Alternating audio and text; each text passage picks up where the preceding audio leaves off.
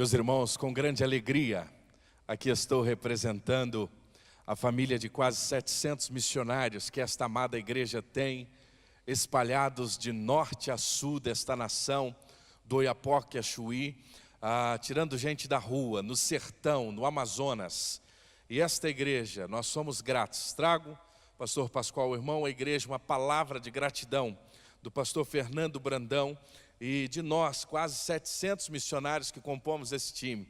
E para nós é uma alegria muito grande estar neste congresso, meus irmãos, e poder ver o que Deus está fazendo no mundo, no Brasil, aqui em Curitiba, e ver testemunhos lindos, como destas crianças que estão sendo impactadas pelo poder do Evangelho, e nós nos alegramos demais em ver o projeto Novos Sonhos crescendo também aqui no estado do Paraná, aqui na cidade de Curitiba. Irmãos, tem sido uma jornada intensa nesse país. Nós estamos numa jornada grande. Nós estávamos ontem ali em Brasília na posse de mais um dos líderes da nossa Cristolândia ali no Planalto Central, que envolve Brasília, envolve Goiás.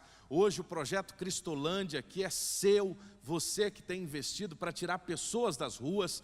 Nós estamos em 8 estados com 38 unidades. E no dia de hoje, irmãos, nós servimos 5.000 refeições para pessoas que estavam nas ruas, que agora não estão mais, mas que estão ouvindo do Evangelho, sendo transformadas pelo poder da palavra de Deus. E nós queremos nesse tempo compartilhar com os irmãos desta alegria, de vidas que estão sendo transformadas, mais de 1.100 internos hoje conosco, nestas 38 unidades em todo o Brasil. E nosso grande sonho, estava compartilhando com o pastor Pascoal, de no próximo ano, nós inaugurarmos a nossa Cristolândia aqui na cidade de Curitiba. Amém, meus irmãos? Nós temos um desafio grande. Hoje, quando vinha, pastor Isaac tem cuidado de mim, e nós estávamos vindo e vendo as pessoas nas ruas, e nos deparando, irmãos, com esse desafio, porque a Cristolândia é um projeto um pouco diferente. Quando nós pregamos a mensagem num culto, quando nós partilhamos o Evangelho num pequeno grupo, numa célula, a pessoa aceita Jesus, mas termina ali, nós temos um momento de comunhão, cada um vai para a sua casa. Na Cristolândia é diferente, a gente vai na rua, busca a pessoa, traz para a missão, dá banho, dá alimento, fala de Jesus, só que agora ele não vai embora, ele fica com a gente, porque ele não pode voltar para a rua. Então o processo agora é diferente. Nós nos tornamos família, nós nos tornamos referência, cuidado, amor para estas vidas, e vidas estão sendo impactadas, e é isso que nós sonhamos, avançar aqui no sul do Brasil, a partir da cidade de Curitiba, para ver, irmãos, vidas transformadas, porque nós não estamos conformados, irmãos, com esta situação. Quando a gente olha para o Brasil, meus irmãos, quando a gente olha para o momento em que nós estamos vivendo diante da nossa nação, a certeza que nós temos durante tudo que ouvimos aqui é que a tarefa ainda não acabou. A tarefa missionária da Igreja do Senhor Jesus Cristo no Brasil ainda não acabou. E nós precisamos, como igreja, olhar diante das circunstâncias, olharmos para esse Brasil sem esperança. Irmãos, nós temos andado o país. Alguns dias atrás eu estava no interior do Rio Grande do Norte, na cidade de Mossoró, e conversando com alguns irmãos, conversando com pessoas daquela cidade, você começa a ouvir o desespero, o desemprego, as circunstâncias as mais diversas e as pessoas desanimadas. A grande frase de Luther King, talvez para muitos de nós brasileiros já não é mais uma realidade: eu tenho um sonho. Muitos brasileiros deixaram de sonhar. Muitos brasileiros não sonham mais, e esta é a realidade que está diante de nós, e nós como igreja de Jesus, precisamos entender que a nossa tarefa, meus irmãos, ela ainda não acabou, ela não finalizou, nós temos muito a fazer. A palavra que nós mais ouvimos nos últimos dias é crise, nos últimos meses. Eu não digo nem crise moral mais, porque nós vivemos numa nação onde o conceito de moralidade se perdeu. É uma nação amoral, porque perdeu o temor de Deus. Onde a iniquidade reina, É como a parábola do juiz iníquo, ele não respeitava a Deus e não respeitava ninguém. O homem, quando está na iniquidade, ele não respeita ninguém. E a nossa nação está assim.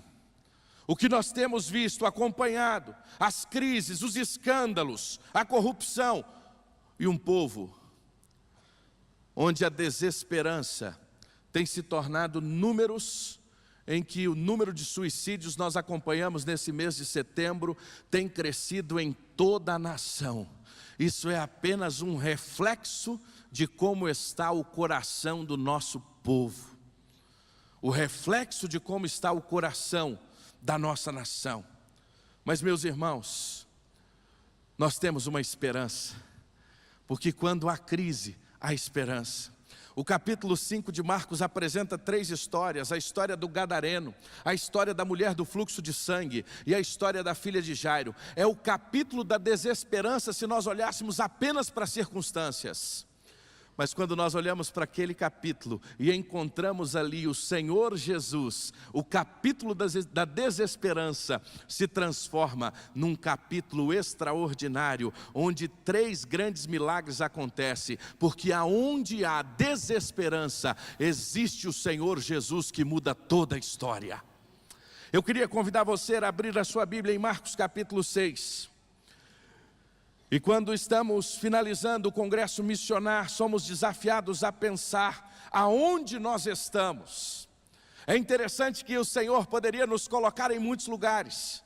O Senhor poderia ter nos colocado na Europa, o Senhor poderia ter nos colocado na Ásia, o Senhor poderia ter nos colocado em diversos lugares no continente, mas o Senhor colocou a mim e a você para fazer a diferença nesta nação. Ele nos trouxe aqui, Ele nos trouxe ao Brasil, nos fez sermos criados como brasileiros, esse povo do sorriso, do abraço, para que aqui nós pudéssemos entender aquilo que ele disse a Abraão, que ele seria uma bênção para todas as famílias da terra. E o Senhor nos colocou, irmãos, como igreja de Jesus nessa nação, para abençoar o Brasil, e nós queremos ocupar esse papel. Se você está com a sua Bíblia aberta em Marcos capítulo 6, aqui nós temos, irmãos, algumas histórias interessantes, e o contexto aqui nós olhamos um contrassenso. Literalmente, Jesus ele chega na sua cidade, e ele ali quer realizar alguns milagres, mas nós notamos que a falta de fé, a ausência de fé, foi um limitador para a ação de Deus ali na sua cidade. E é interessante que o capítulo 5, nós temos aquela mulher do fluxo de sangue que exerceu tanta fé. Nós temos Jairo, que exerce tanta fé. Mas é interessante que o capítulo 6 começa falando de uma cidade que não tinha fé. E a ausência de fé impede, é limitador para a ação de Deus. Mas o capítulo, ele começa falando sobre isso, mas ele nos apresenta um momento histórico na vida de Jesus, que é o envio dos seus discípulos. Os discípulos são enviados agora para fazerem a diferença aonde eles estiverem, aonde eles estavam caminhando, passando para abençoar. Mas esse capítulo também, ele é um capítulo, e Marcos tem essa característica das coisas acontecerem tão rápido. Agora ele começa a narrar a morte de João Batista. Nós tivemos os milagres em Cafarnaum impedidos pela falta de fé. Nós temos agora o envio dos discípulos, mas nós temos agora a morte de João Batista. Isso tudo acontecendo na vida de Jesus.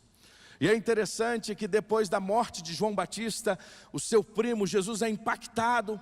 Ele resolve então, o verso 31, a convidar os discípulos para um tempo de descanso. Então ele convida os seus discípulos para acompanhá-lo a um lugar deserto e descansar um pouco, porque estas idas e vindas, junto com o povo, tanto desafio, o ministério crescendo, Jesus sendo conhecido, as multidões ao redor, e Jesus sempre nos ensinando, por maior que é o ministério que exerçamos, precisamos ter um tempo de descanso. E Jesus ele convida os seus discípulos para um tempo de descanso. E diz o texto, verso 32, que eles se retiraram ao barco para um lugar afastado. E quando vão para esse lugar afastado, juntamente com ele, à margem do lago vai a multidão. E quando Jesus chega do outro lado para um tempo de descanso, a multidão já estava esperando Jesus.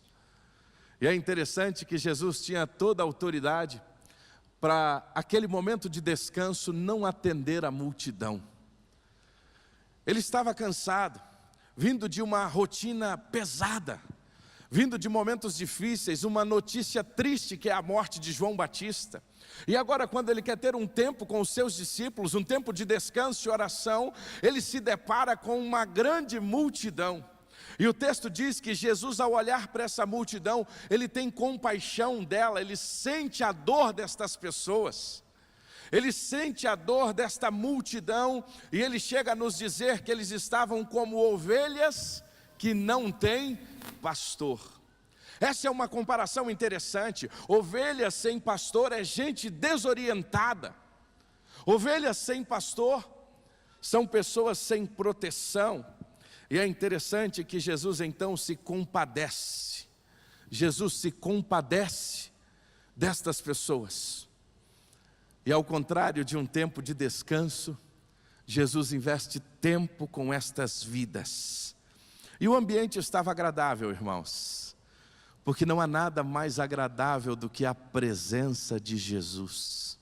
E o dia passou, que eles nem notaram. O dia passou porque imagine você na presença do Mestre. Imagine você na presença do Mestre, podendo ouvir Jesus, podendo estar próximo de Jesus, e Ele lhe ensinando as verdades do reino, falando sobre o reino de Deus. Então o dia passa, e agora estamos chegando ao final do dia. Então é hora de termos uma decisão.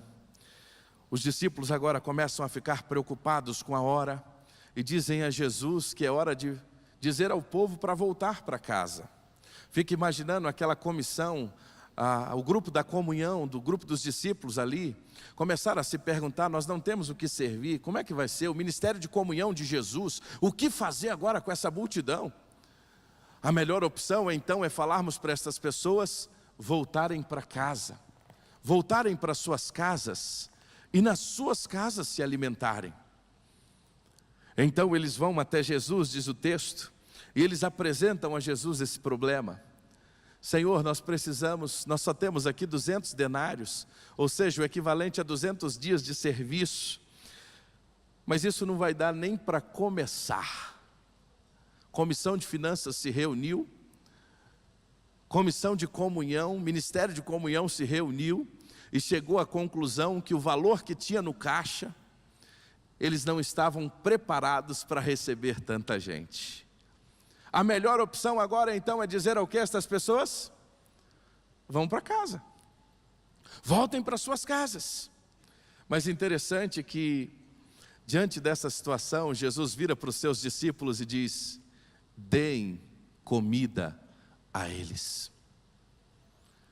Senhor, seria melhor mandar voltar para casa? Não, deem vocês mesmos. Há uma tradução, a nova tradução da linguagem de hoje usa essa expressão: deem vocês mesmos comida a eles.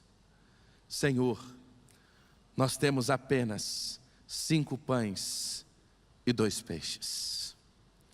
Ah, meus irmãos, que coisa extraordinária.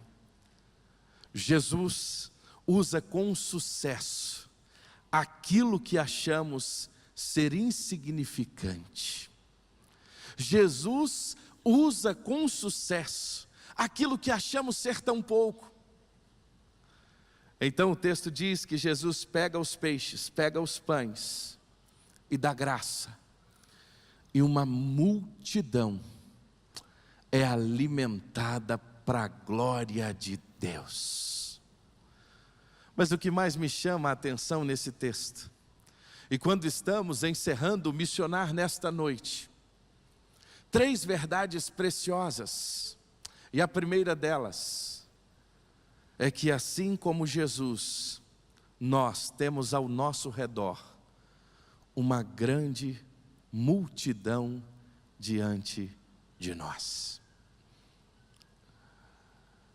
Indiferente de onde o Senhor colocou você, indiferente de onde o Senhor lhe plantou, a verdade é que ao seu redor há muita gente que sofre, ao meu redor há muita gente que sofre. E quando nós olhamos para as pessoas que estão ao nosso redor, meus irmãos, nós estamos como Jesus e precisamos, diante dessa multidão, tomarmos algumas decisões. Mas a grande verdade é, querendo ou não querendo, ao nosso redor há uma grande multidão que clama. Alguns meses atrás eu estava num projeto no sertão.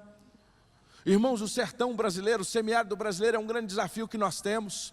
Pastor Tiago esteve recente lá na região de Bom Jesus da Lapa. Estava lá, pastor Tiago, numa comunidade a mais ou menos uns 60 quilômetros de Bom Jesus da Lapa. Irmãos, uma comunidade que não tem água, que não tem luz, mas que tem gente sedenta de Deus. E eu cheguei naquela comunidade com um grupo, e nós estávamos ali visitando algumas casas, partilhando o Evangelho, e de repente nós conhecemos uma adolescente que começou a contar a sua história de vida. E nós sentamos, porque a igreja naquele lugar, ela estava se reunindo, algumas varas de eucaliptos com a lona azul em cima, e é uma bênção, irmãos, porque a igreja de Jesus, ela se reúne em qualquer lugar, porque o mais importante para a igreja de Jesus é o Senhor da igreja. E ali a presença de Deus, e na casa daquela menina a igreja estava se reunindo, e nós chegamos para conhecer aquela família, chegamos para ouvir a história daquela família e nos sentamos. Irmãos, um sol escaldante, e nós estávamos ali ouvindo aquelas histórias, e de repente aquela menina de mais ou menos uns 15 anos, sentou e começou a compartilhar conosco a sua história. E quando ela começou a conversar, ela começou a chorar. E vários pastores, missionários que estavam ali começaram a não entender, porque ela chegou, começou a partilhar, e de repente ela conseguiu falar. E ela começou a contar a história que o seu pai era um alcoólatra. O seu pai estava bebendo muito. E ela estava sofrendo muito, porque o seu pai naquela comunidade se tornou um homem desacreditado. E quando o pai dela passava, as pessoas zombavam dele. A família estava passando fome. Os animais já não tinham o que comer devido à seca. E a ausência de trabalho daquele pai, enveredado na bebida, estava fazendo aquela família inteira sofrer. Irmãos, aquela menina, com pouco mais de 13 anos, ela chorava copiosamente. Mas o seu choro não era um choro de tristeza. E nós começamos a entender que o seu choro era um choro de alegria, porque ela começou a nos dizer que o seu pai conheceu o Evangelho. Ali chegaram os missionários e começaram a partilhar o Evangelho com o seu pai. O seu pai teve um encontro pessoal com Jesus. Agora ele estava trabalhando. Ele não era mais conhecido como um alcoólatra. E a sua família estava sendo respeitada. Aquela menina não tinha mais vergonha de ir à escola. E ela sabia que tudo isso era fruto do poder transformador do Evangelho de Jesus. Agora a história daquela menina, ela se repete. Ela não está apenas no sertão. Ela não está apenas naquela comunidade. A história daquela menina está atrás, muitas vezes, de condomínios de luxo, casas extraordinárias, apartamentos, nas cidades grandes e pequenas, gente sofrida, uma multidão ao nosso redor. Os irmãos vivenciam aqui na igreja as células, e quando a gente sai para a cidade com os pequenos grupos, quando a gente vive a cidade com os pequenos grupos, a gente começa a se deparar, todo dia no pequeno grupo chega alguém quebrado, todo dia no pequeno grupo chega alguém arrebentado, é uma família que está sendo destruída pelas drogas, é um casamento que está sendo destruído, muitas vezes pela pornografia, pela infidelidade. É isso que nós estamos nos deparando, irmãos, com uma multidão de gente sofrida. É na empresa, é na universidade, é no restaurante. Basta você começar a se relacionar com as pessoas e fazer a pergunta que nós não fazemos mais nesse tempo: como você está? Quando você pergunta para alguém como você está, esteja disposto a ouvir, porque você vai começar a descobrir uma história de dor. É uma família enfrentando a enfermidade. É uma família enfrentando a dureza da solidão. A verdade é que esse texto nos chama a atenção, que assim como nós, assim como Jesus, nós temos uma multidão ao nosso redor. Talvez como igreja o nosso maior desejo seria parar e descansar. Nós vamos chegando num determinado momento que a gente gostaria de parar. Nós trabalhamos tanto, nós fizemos tanto, talvez seja a hora de dar uma aquietada. Vamos nos aquietar um pouco, vamos descansar. Mas quando nós descemos do barco, nós nos deparamos com gente sofrida. A segunda lição que nós aprendemos nesse texto, irmãos, que além de muita gente ao nosso redor, Jesus não dispensa a multidão, Ele não manda a multidão embora. É interessante isso. Para os discípulos a decisão mais fácil seria mandar a multidão embora. Mas Jesus nos ensina que nós, como sua igreja, não podemos dispensar a multidão. Nós não podemos mandar a multidão embora. A decisão mais fácil pode não ser a melhor. E Jesus nos leva a essa profunda reflexão. Já passou a hora do jantar, diz os discípulos. Não há nada para comer, aqui é deserto. Vamos mandar esse povo embora. Irmãos, se nós olharmos pela lógica, era o mais correto. Se nós olharmos pela visão humana, era o mais certo. A solução proposta pelos discípulos resolvia o problema, só que o problema deles, não o problema da multidão. E às vezes nós queremos, como igreja de Jesus, resolver o problema, mas o nosso problema. Quando nos deparamos com a multidão que clama, é melhor fazer de conta que não estamos vendo. Ah, irmãos, eu tenho me envolvido já há alguns anos no projeto Cristolândia. Desde 2011 eu estou envolvido no projeto Cristolândia. E muitas vezes eu ouvi, isso é uma loucura. O que nós vamos fazer com essas pessoas? Ah, nós não vamos conseguir, isso é enxugar gelo. Irmãos, conversa. Uma pessoa transformada vale mais do que o mundo inteiro. E são centenas, são milhares que estão sendo impactadas pelo poder de Deus. Mas a nossa vontade muitas vezes é dizer, eu vou me envolver. Para que eu vou me envolver com isso? Para que eu vou me envolver? Aí o Senhor Jesus vira para nós e diz assim, dai-lhes vós mesmo o que comer. Não dispensa a multidão não, é vocês que têm que cuidar da multidão. Nós não podemos mandar a multidão embora. Às vezes nós queremos fazer como os discípulos de Jesus. E diante, irmãos, das adversidades, a melhor coisa é dispensar a multidão. E às vezes a gente dispensa a multidão com algumas razões, que a gente diz até que são justas. Por exemplo, nós não temos recursos, o nosso dinheiro é pouco. Só são 200 denários. Nossos recursos são pequenos. A quantidade de pessoas, nós não temos tantos voluntários. É a decisão mais fácil. Então nós vamos dispensar a multidão. Mas Jesus vira para nós, irmãos, e nos mostra que nós não podemos mandar a multidão embora. Dai-lhe vós mesmos o que comer. Agora a terceira e última lição, que talvez seja a mais desafiadora para nós.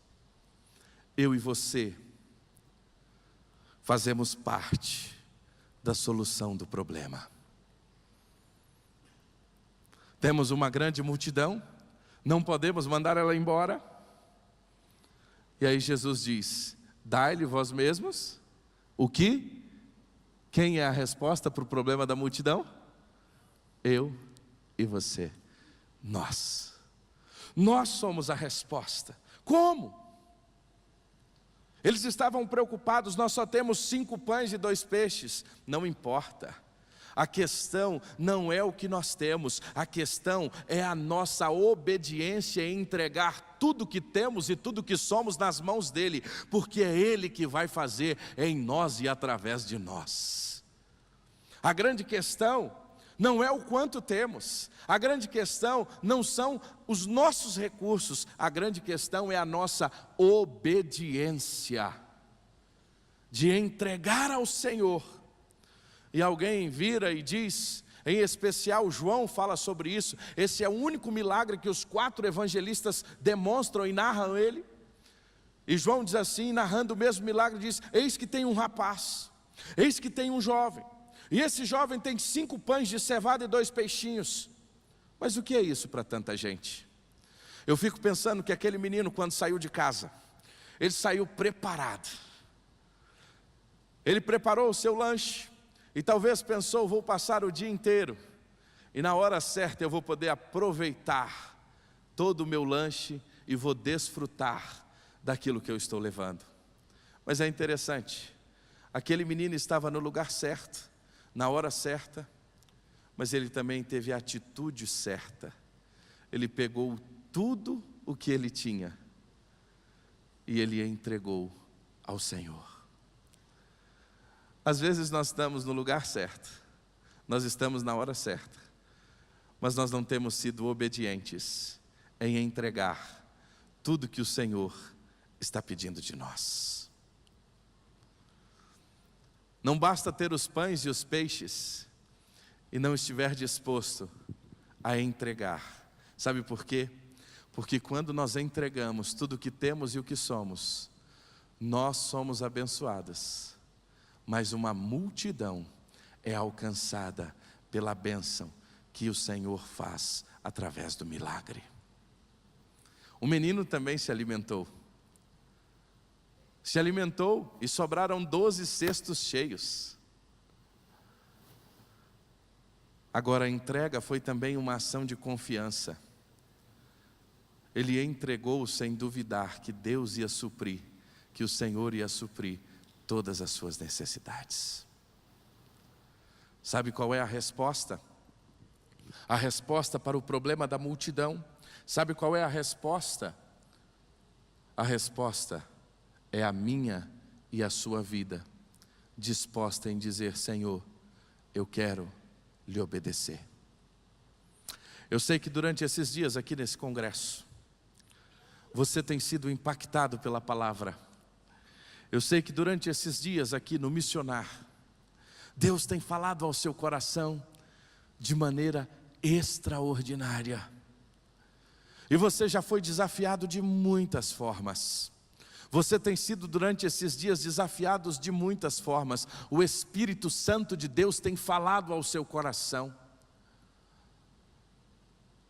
Mas talvez até o momento você tenha ouvido tudo isso, mas você ainda tem resistido e está guardando aí nas suas mãos os seus 5 pães e os seus 2 peixes.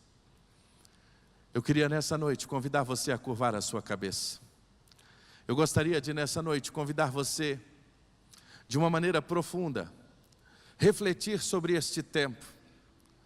Há uma multidão que clama, há uma multidão que está pedindo por socorro, há uma multidão, e o Senhor te colocou no lugar certo, porque eu quero dizer que aonde o Senhor te colocou, você está ali, não foi por mérito seu, você está ali porque Jesus te colocou.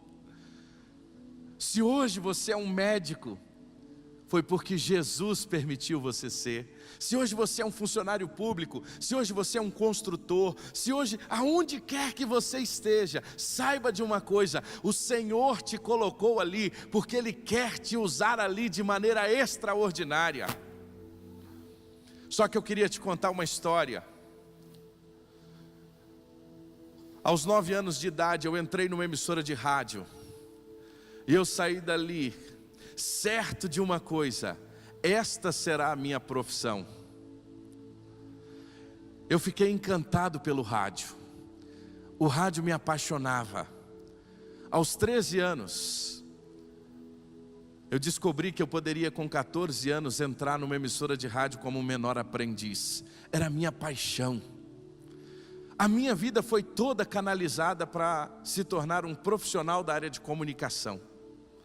Aos 14 anos eu pude entrar numa emissora do Sistema Globo para fazer o que eu mais sonhava na minha vida, que era trabalhar no rádio. Deus foi me abençoando, o Senhor foi abençoando a minha vida, E eu pude me tornar um profissional com 17 anos. Eu já estava trabalhando no rádio. E no rádio é assim, você vai começando nas partes mais simples, como a técnica, vai aprendendo a produção. E tem pessoas que, como eu, tinha muita vontade de aprender a comunicação. Até que um dia aquele cara faltou, e eu tive a minha oportunidade de poder falar. E usar o dom que Deus tinha me dado, o presente. Sabe quando você tem sonhos, e tudo que você sonhava estava indo de vento em popa? Sabe quando você alcança todas aquelas coisas que você planejou, e você alcança porque Deus permitiu? Mas aí chegou uma hora que o Senhor falou para mim: você viu que eu posso lhe dar tudo que você sonha? Mas agora, eu quero lhe dizer algo. Eu quero a sua vida para pregar a minha palavra. E eu disse: Senhor, chama outro. Senhor, levanta outro. Senhor, eu sei, irmãos, que todos nós somos vocacionados. E o Senhor estava me chamando para uma vocação específica da obra missionária. E numa conferência como essa, pastor Ezequias veio e pregou, falando sobre os desafios missionários do sertão. E naquele dia, naquela manhã, parecia que na igreja não tinha ninguém. Era só eu e Deus. E o Senhor disse: vem, agora é hora de você fazer o que eu quero. Você já fez tudo o que você queria, mas agora eu quero que você faça o que eu quero que você faça. Talvez durante todos esses dias aqui, esse conflito tenha estado no seu coração, porque há muito tempo Deus tem falado com você, que Ele tem uma obra específica para a sua vida, e você tem dito: Senhor, ainda não. Senhor, ainda não. Mas hoje é aquele dia que parece que não tem ninguém do seu lado, e o Senhor está dizendo: hoje é o dia de você tomar esta decisão, de dizer: Pai, eu não sei o que vai acontecer. Eu me lembro como se fosse agora, eu não sabia o que Deus ia fazer. Eu tinha apenas 17 anos. Eu estava com tudo pronto para começar a universidade, estudar jornalismo, que era o meu grande sonho. Mas eu fui para o seminário, e depois fui para o interior do Brasil plantar igreja. Sabe por quê? Porque a melhor coisa é estarmos dentro da vontade de Deus. Não consigo me ver outra coisa, fazendo outra coisa. Continuo comunicando, mas agora comunicando não mais uma alegria passageira, mas comunicando o Evangelho, que é o poder de Deus para a salvação de todo aquele que crê. Talvez você tenha resistido à voz de Deus, como eu. Talvez você foi criado no Evangelho como eu, e tem ouvido esse apelo há tantos anos, mas você sempre diz: não é comigo. Olha, nós sonhamos abrir a Cristolândia aqui. Você jovem, nós estamos precisando de jovens que aceitem o desafio de serem radicais lá na Cristolândia, doarem 1 ano, 2 anos das suas vidas. Ah, eu tenho uma paixão pelo Amazonas. Talvez você pode ser um radical plantando uma igreja numa comunidade ribeirinha. Ah, eu tenho uma paixão pelo sertão. Eu posso ir para o sertão. Deus é que vai dirigir. Para onde nós vamos, é o dono da obra que vai dirigir. Hoje o que o dono da obra está dizendo é apenas uma coisa: você aceita? Você está disposto a obedecer, a nesta noite entregar os seus 5 pães e os seus 2 peixes? Hoje o Senhor está pedindo os seus 5 pães e os seus 2 peixes. E eu queria desafiar você, convidar a igreja para que se coloque de pé, mas eu queria convidar você, que aceita o desafio de entregar os seus 5 pães e os seus 2 peixes, a sair do seu lugar e a vir aqui à frente, numa atitude corajosa, a se lançar e a dizer: eu não sei o que vai acontecer, eu não sei o que será, eu não sei o que futuro vai acontecer, mas hoje eu estou dizendo: Senhor, eu não vou mais resistir à chamada, eu não vou mais resistir à tua voz.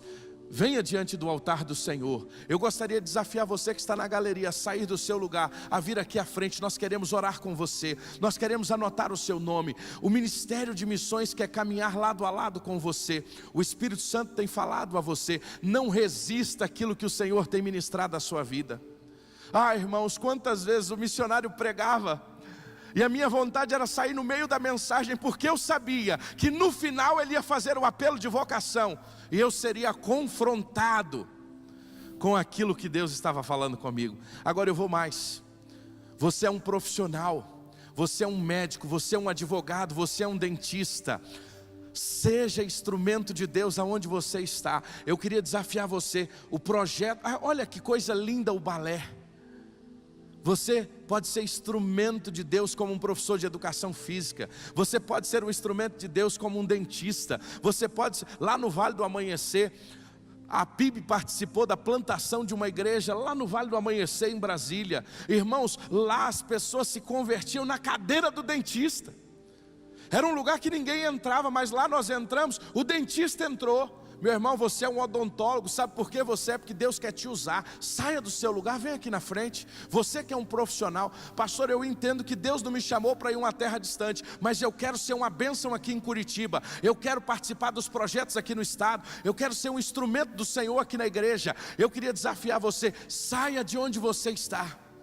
Às vezes vem muita dúvida no nosso coração: Senhor, como vai ser o sustento? Senhor, como será a provisão? Senhor, como será? Quero lhe dizer uma coisa: entrega os seus pães e os seus peixes, porque o Senhor não vai lhe deixar faltar, e muita gente ainda vai ser abençoada com aquilo que o Senhor colocou nas suas mãos. Saia do seu lugar. Eu queria falar agora com você, jovem, você que talvez tenha preparado já toda a sua carreira, você que talvez já fechou o seu planejamento de vida, mas eu só quero te fazer uma pergunta: você fez o planejamento, mas você já perguntou para o Senhor se essa é a vontade dEle? Porque às vezes a gente monta o planejamento. Eu quero lhe dizer que eu tinha montado meu planejamento estava pronto. Hoje era para mim estar no estúdio de uma emissora de rádio. Esse era o meu planejamento, mas não era o planejamento de Deus. Qual é o seu planejamento? Você já perguntou para o Senhor se o teu planejamento é o planejamento dEle? E eu queria desafiar você hoje a sair do seu lugar. Nós não vamos demorar, mas não resista àquilo que o Senhor tem falado ao seu coração. Talvez você está com medo. O amor lança fora todo medo. Você que está na galeria, ainda dá tempo, desce para cá.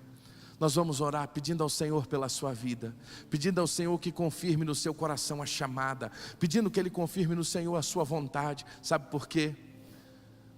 Porque o melhor lugar do mundo é a vontade de Deus.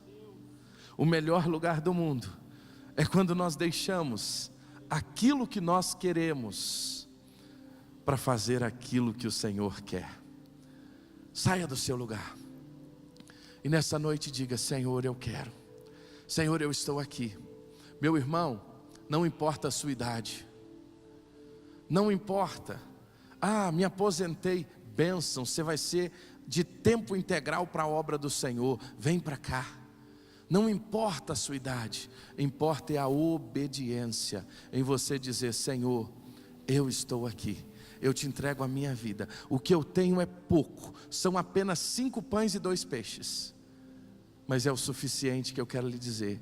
Faz o que o Senhor quiser com isso. Aceita o desafio, saia do seu lugar e nós vamos orar. E logo depois o Ministério de Missões vai nos orientar, vai nos dar uma orientação sobre aonde devemos ir, o que devemos fazer. O pastor Tiago vai nos dirigir em relação a isso. Pai, em nome do Senhor Jesus, nós queremos te agradecer pela vida desses amados irmãos, dezenas de irmãos que durante esses dias do missionar, aceitaram o desafio de entregarem os seus 5 pães e os seus 2 peixes. Ah, Senhor, nós te louvamos porque o Senhor é o Deus que vocaciona, o Senhor é o Deus que continua a chamar, o Senhor é o Deus que continua a vocacionar homens e mulheres para a tua obra. Deus, nós te agradecemos por estas vidas que aqui estão e pedimos ao Senhor que o teu Santo Espírito confirme, Senhor, essa decisão desta noite. Confirme, Senhor, no coração de cada um que aqui está, mostrando, direcionando, dando paixão, Senhor, pela obra missionária, seja aqui em Curitiba, seja no estado do Paraná, seja no Brasil, seja em qualquer lugar do mundo, Senhor.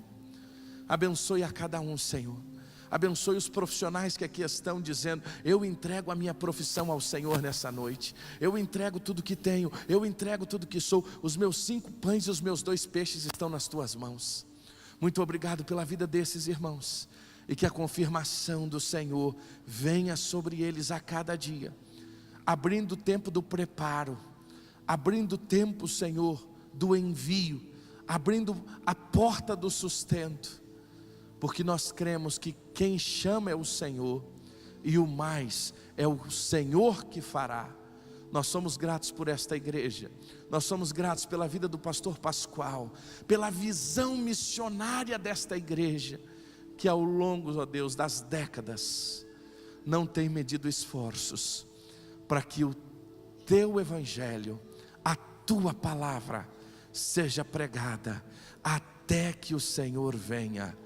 Em nome de Jesus, amém, Senhor.